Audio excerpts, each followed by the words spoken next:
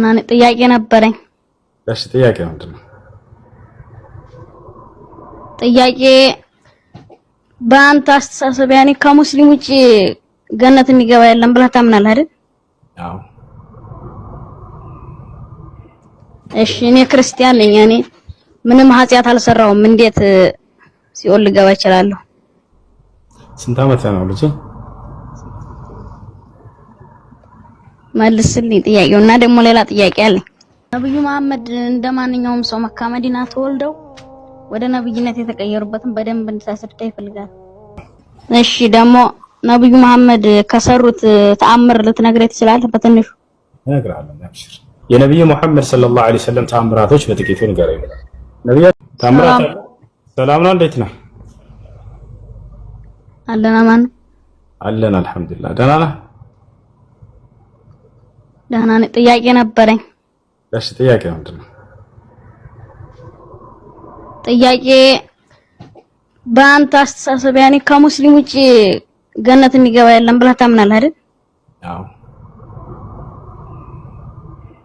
እሺ እኔ ክርስቲያን ነኝ። ያኔ ምንም ኃጢያት አልሰራውም እንዴት ሲኦል ልገባ እችላለሁ? ስንት ዓመት ነው ልጅ? መልስልኝ ጥያቄውና ደግሞ ሌላ ጥያቄ አለኝ። እሺ መልስልሃለሁ። እኔ ክርስቲያን ነኝ ስትል ጊዜ ክርስትና ደግሞ እምነቱ ምንድነው ከተባለ አምላክ ኢየሱስ ክርስቶስ አምላክ ነው ብለህ ታምናለህ አይደል? አዎ አምናለሁ። ይሄ ትልቁ ኃጢያት ነው። ትልቁ ኃጢያት በእስልምና አስተምህሮ በአምላክ ላይ ማጋራት ነው። ማስረጃ አላህ ሲናገር ኢነ ሽርከ ለዙልሙን ዐዚም ይላል። በአንዱ አምላክ ላይ በአላህ ላይ ማጋራት ወይንም አላህን መካድ ትልቁ ኃጢያት ነው። ገብቶሃል? ኃጢያት አልሰራህም ስትል ጊዜ ተሳሳትክ ማለት ነው። ክርስቶስ እኔ ሰው ነኝ ብሎ ሳለ አይ አምላክ ነው ማለትህ ትልቁ ኃጢያት ነው። ዮሐንስ ወንጌል 8 ቁጥር 40 ላይ ኢየሱስ ክርስቶስ እኔ ከእግዚአብሔር የሰማሁትን እውነት የምነግራችሁ ሰው ነኝ አለ። አንተ ሰው ነው ብለህ ታምናለህ? ኢየሱስን ታምራት ፍጹም ሰው ፍጹም አምላክ ነው ብዬ አምናለሁ።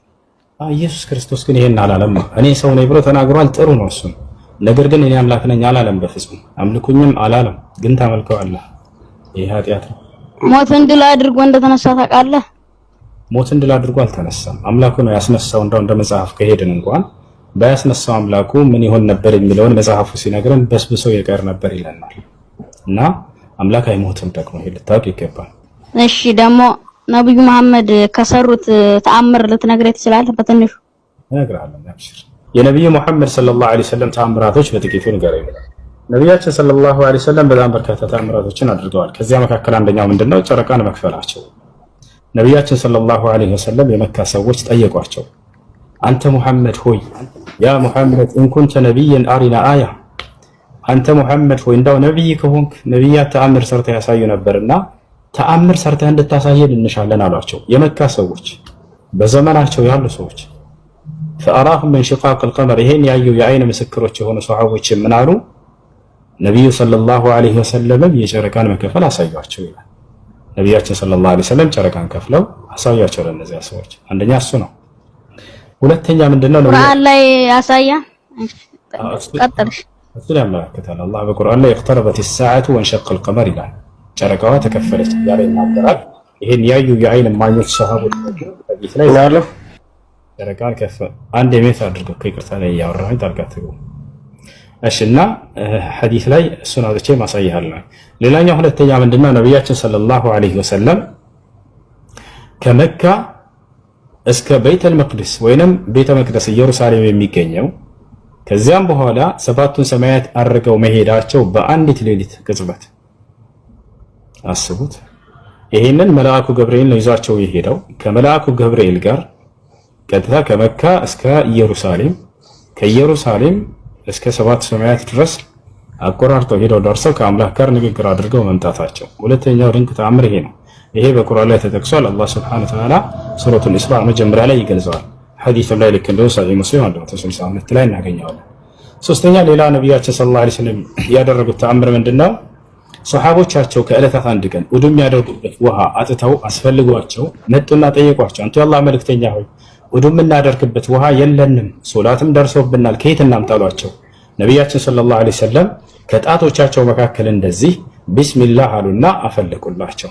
ይሄን ያዩ የአይን ማኞች በርካታ ሰሃቦች መሰከሩ።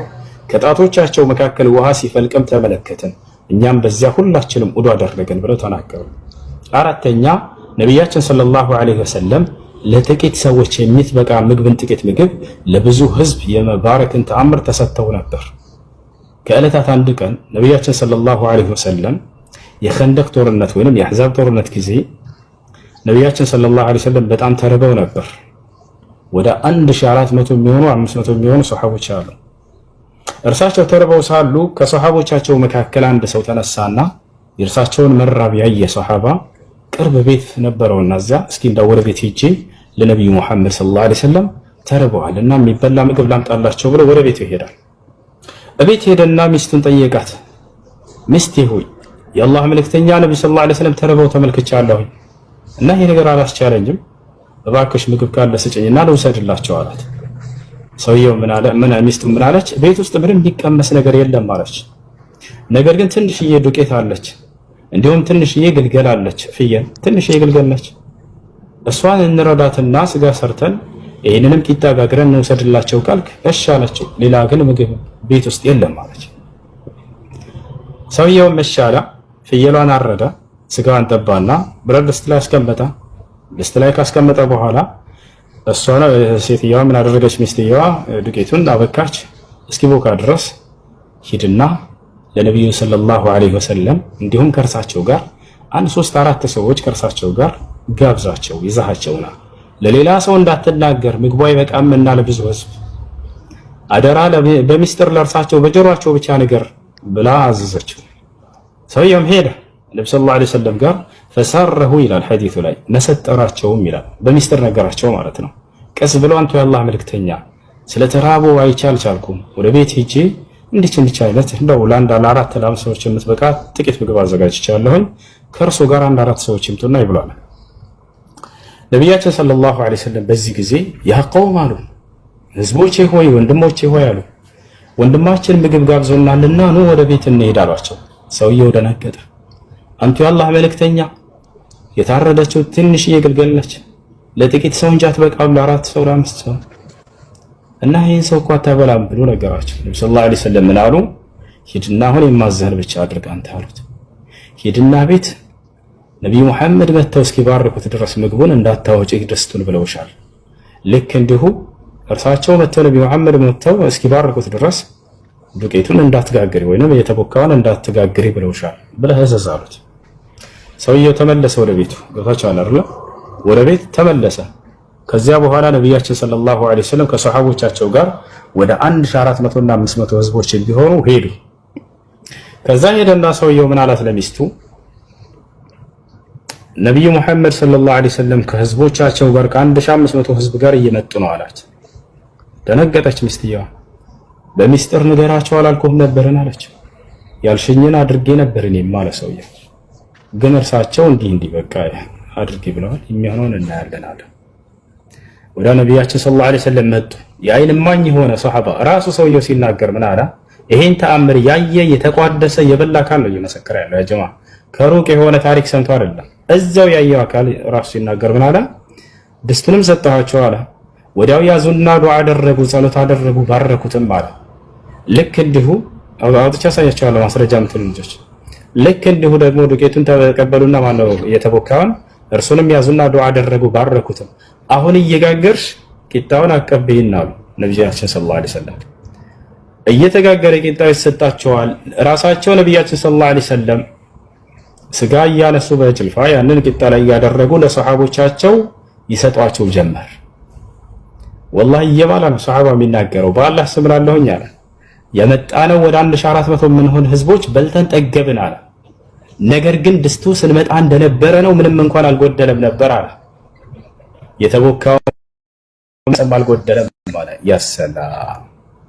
ለጥቂት ሰው የሚበቃን ምግብ ለብዙ ህዝብ የመባረክን ተአምር ተሰጥተው ነበር ነብዩ ሰለላሁ ዐለይሂ ወሰለም። ይህ ካደረጉት ተአምር ነው። ሌላ ተአምር ነቢያችን ሰለላሁ ዐለይሂ ወሰለም የሚበሉት ምግብ የሰው ልጆችን ቋንቋ አውጥቶ ተስቢህ ያደርግ ነበር። ይሄን ታውቃላችሁ? ይሄንንም ያዩ የመሰከሩ የአይን እማኝ የራሳቸው ሰሃቦች ናቸው። አቡበክር ስዲቅ እና አብዱላህ ኢብኑ መስዑድ እና አሊ ኢብኑ አቢ ጣሊብ ይሄን ሁሉ መስክረዋል። የሚበሉት ምግብ ወደ አፋቸው ሲያነሱት የሰው ልጆችን ቋንቋ እያወጣ ሱብሃንአላህ ሲል እንሰማ ነበር አሉ። የሚገርማቸው ሱብሃንአላህ አልሐምዱሊላህ አላሁ አክበር ይል ነበር። ይህን እየሰሙ ሰሃቦች መስክረዋል፣ ይደነቁ ነበር። ነቢያችን ሰለላሁ ዐለይሂ ወሰለም በጣም በርካታ ተአምራቶችን አድርገዋል። ከዚህም ውጭ ነብዩ መሐመድ እንደማንኛውም ሰው መካ መዲና ተወልደው ወደ ነብይነት የተቀየሩበትን በደንብ እንድታስረዳ ይፈልጋል። ጥሩ። ነቢያችን ሰለላሁ ዐለይሂ ወሰለም የተወለዱት የት ነው? መካ ላይ ተወልደዋል። ከዛ ወደ መዲና ስደት አድርገው መዲና ላይ ኑረው እዚያው አርፈዋል። ነቢያችን ሰለላሁ ዐለይሂ ወሰለም እንዴት ወደ ነብይነት ተቀየሩ ነው ልጁ ጥያቄው። ነቢያችን ሰለላሁ ዐለይሂ ወሰለም ከልጅነታቸው ጀምረው እስከ 40 ዓመት ድረስ ቆይተዋል። በዚህ ጊዜያቸው አምላክ ከእርሳቸው ጋር ምንም አይነት እንክብካቤ አላደረገም ወይ ወደሚለው ስንመጣ ጊዜ ላ አድርጓል። ገና ጨቅላ ሕፃን ሳሉ ገና የ3 ዓመት አካባቢ ልጅ ሳሉ ወደ እርሳቸው መልአኩ ገብርኤልን አምላክ አላህ ልኮ እንክብካቤ አድርጎላቸዋል። ትልቁ እንክብካቤ ምንድን ነው ከአምላክ ከተባለ ከኃጢአት መጠበቅ ነው። እርሳቸው ላይ ሰይጣን ስልጣን እንዳይኖረው ማድረግ ነው። ይሄ ነው አይደል ትልቁ እንክብካቤ አምላክ የሚያደርገው። አዎ ይሄን አድርጎላቸዋል። ሐዲስ ላይ አለ፣ ቡኻሪ ላይ ሙስሊም ላይ የተዘገበ ሐዲስ ነው የምነግራችሁ። ነቢያችን ሰለላሁ ዐለይሂ ወሰለም ገና የ3 ዓመት አካባቢ ሕፃን ልጅ ሳሉ ከሕፃናት ልጆች ጋር እየተጫወቱ መልአኩ ጅብሪል ወይንም ገብርኤል መጣና አስተኛቸው፣ ልባቸውንም ቀደዳቸው።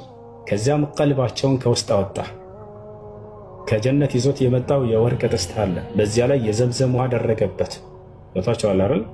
የዘምዘም ውሃ ማለት አምላክ አላህ ሱብሓነሁ ወተዓላ ለአብርሃም ልጅ ለኢስማኤል ወይንም ለእናቱ ለአጋር በመልአኩ ገብርኤል በኩል ያወጣላት የሆነ የተባረከው ውሃ ነው።